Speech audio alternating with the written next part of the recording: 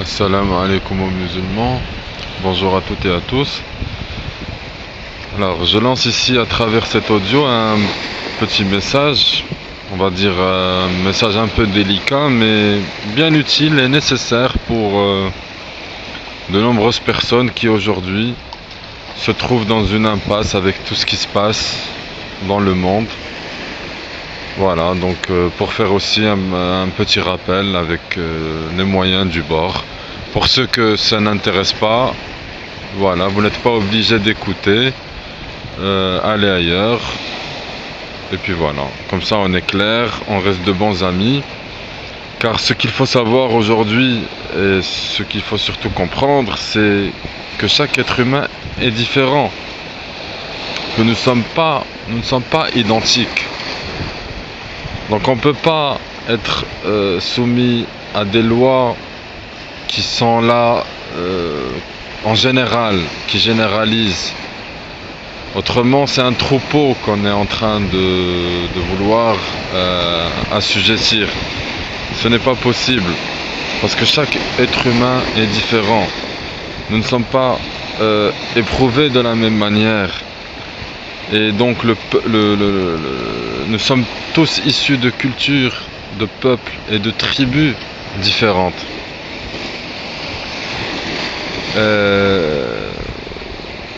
Bien sûr, nous sommes habitués à des comportements de vie, à des modes de vie, à une certaine façon de vivre, même si ce n'est pas la meilleure des façons. Mais le problème, c'est que nous sommes conditionnés par ces habitudes de vie, alors que en général, ce n'est pas la réalité.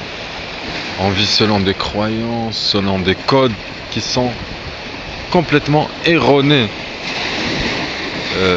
C'est pour ça qu'il est temps de se réformer aujourd'hui et de faire les bons choix. Il est temps de se réformer en profondeur et de faire le bon choix, qui est la vérité. De choisir donc la vérité qui est l'islam. Voilà, il n'y a pas une autre vérité.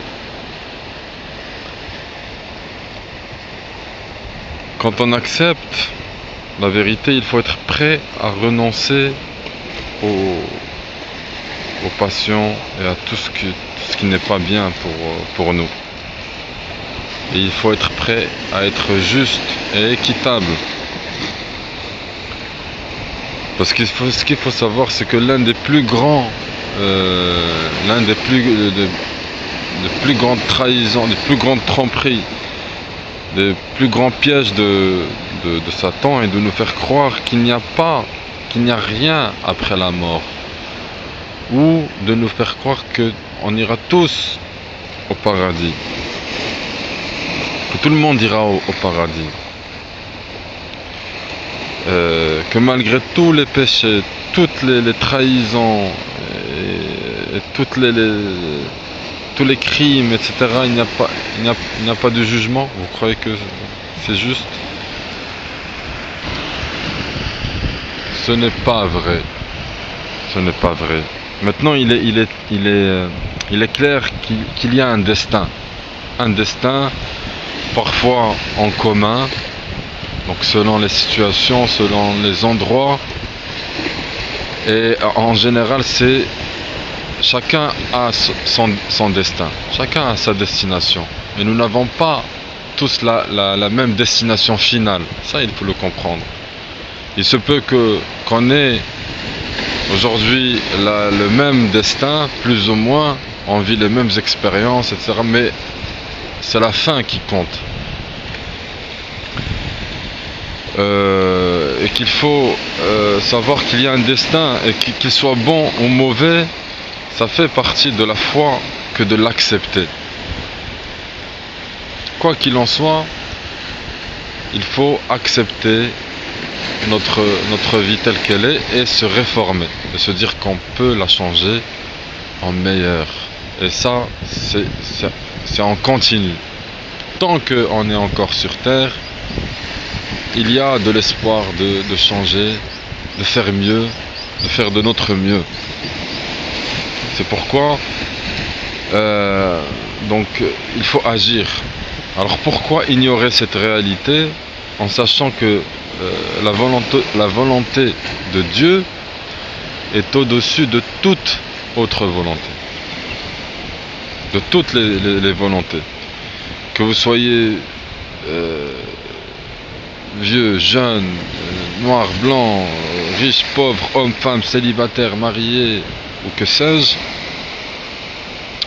sachez que la vie est courte, que le jugement est long et que la sentence, que le verdict est éternel. Car dans l'au-delà, toutes nos expériences seront inspirées par la vision du paradis, par la vision omniprésente du paradis, des délices du paradis, etc. Ou, pour ceux qui ne veulent pas comprendre, ou qui n'ont pas compris,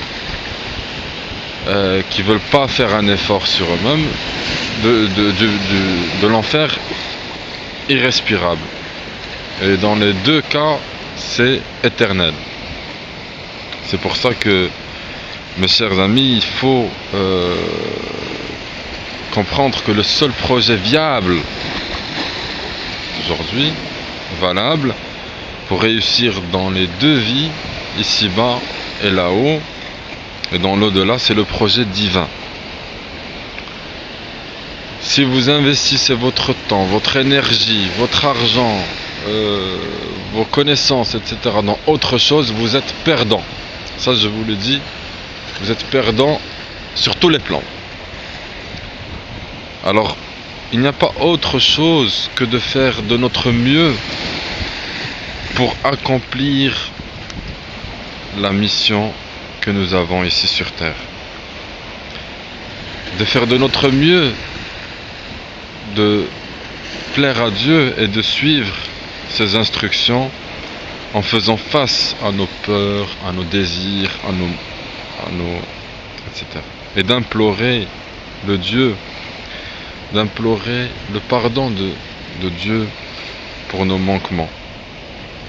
Car c'est une des raisons pour être reconnaissant envers Allah, envers Dieu, le tout miséricordieux, le très miséricordieux, le tout puissant, de nous avoir guidés vers la vérité malgré notre libre arbitre. Quel plus beau cadeau peut-on avoir après ça? Je vous remercie de m'avoir écouté et à la prochaine.